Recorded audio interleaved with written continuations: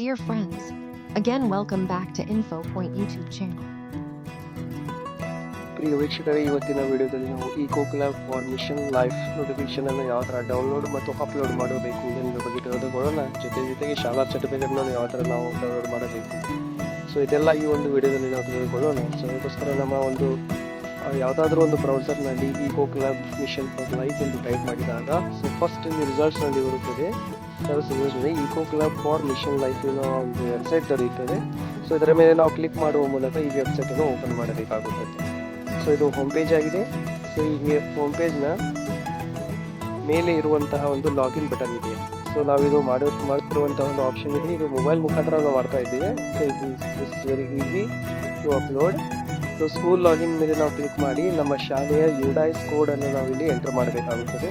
ಈ ಥರ ನಾವು ಲಾಗಿನ್ ಮಾಡಿದಾಗ ಇಲ್ಲಿ ನಮ್ಮ ಒಂದು ರಿಜಿಸ್ಟರ್ಡ್ ಮೊಬೈಲ್ ಸಂಖ್ಯೆ ಯುಡೈಸ್ ಪ್ಲಸ್ನಲ್ಲಿರುವಂತಹ ರಿಜಿಸ್ಟರ್ಡ್ ಮೊಬೈಲ್ ಸಂಖ್ಯೆ ಮತ್ತು ಇಮೇಲ್ಗೆ ಒಂದು OTP ಬರುತ್ತದೆ.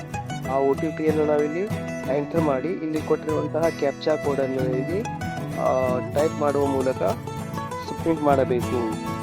ಈ ಥರ ನಾವು ಸಬ್ಮಿಟ್ ಮಾಡಿದ ಮೇಲೆ ಲಾಗಿನ್ ಸಕ್ಸಸ್ಫುಲಿ ಇಲ್ಲಿ ಆಗುತ್ತದೆ. ಸೊ ಫಸ್ಟ್ ಸ್ಟೆಪ್ ಇಲ್ಲಿ ಒಂದು ಹೊಸ ಪಾಸ್ವರ್ಡನ್ನು ನಾವು ಸೆಟ್ ಮಾಡಬೇಕಾಗುತ್ತದೆ.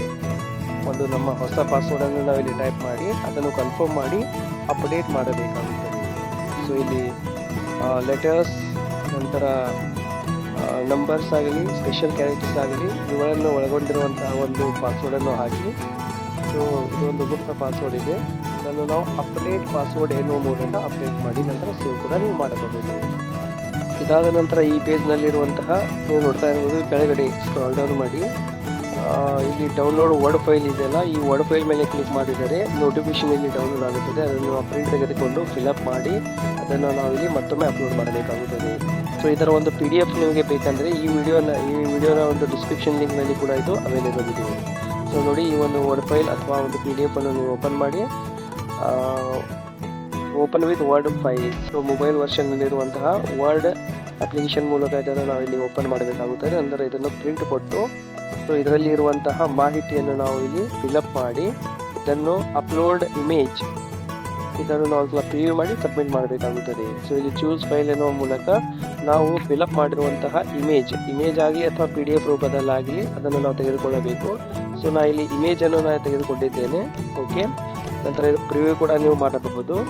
ಸೊ ಕೊನೆಯದಾಗಿ ಕೆಳಗಡೆ ಕೊಟ್ಟಿರುವಂತಹ ಒಂದು ಸಬ್ಮಿಟ್ ಬಟನ್ ಇದೆಯಲ್ಲ, ಸೊ ಈ ಒಂದು ಸಬ್ಮಿಟ್ ಬಟನ್ ಮೇಲೆ ನಾವು ಕ್ಲಿಕ್ ಮಾಡಿ ನಮ್ಮ ಈ ನೋಟಿಫಿಕೇಶನ್ ಅನ್ನು ನಾವು ಅಪ್ಲೋಡ್ ಮಾಡಬಹುದು. ಸೊ ಇಲ್ಲಿ ಅಪ್ಲೋಡ್ ಸಕ್ಸಸ್ಫುಲಿ ಆಗಿದೆ. ನಮ್ಮ ಶಾಲೆ ಹೆಸರು ಕೂಡ ಇಲ್ಲಿ ಲಭ್ಯವಾಗುತ್ತದೆ. ನಂತರ ಒಂದು ಪಾಪಪ್ ಮೆಸೇಜ್ ಇದೆ, congratulations you have successfully uploaded the notification. ಇದಾದ ನಂತರ ಪಕ್ಕದಲ್ಲಿರುವಂತಹ ಒಂದು ಇನ್ನೊಂದು ಆಪ್ಷನ್ ಇದೆ, so download certificate. So download certificate ಮೇಲೆ ನಾವು ಕ್ಲಿಕ್ ಮಾಡಿದರೆ ನಮ್ಮ ಶಾಲೆಯ ಒಂದು ಸರ್ಟಿಫಿಕೇಟ್ ಇಲ್ಲಿ ಲಭ್ಯವಾಗುತ್ತದೆ. ಇದನ್ನು ನಾವು ಕೆಳಗಡೆ ಬಂದರೆ ಅಥವಾ ಸ್ಕ್ರಾಲ್ ಮಾಡಿದರೆ ಇಲ್ಲಿ download as image or download as PDF. So ಇದನ್ನು ನಾವು PDF ಅಥವಾ ಒಂದು ಇಮೇಜ್ ಮೂಲಕ ಇದನ್ನು ನಾವು ಡೌನ್ಲೋಡ್ ಮಾಡಿಕೊಳ್ಳಬಹುದು.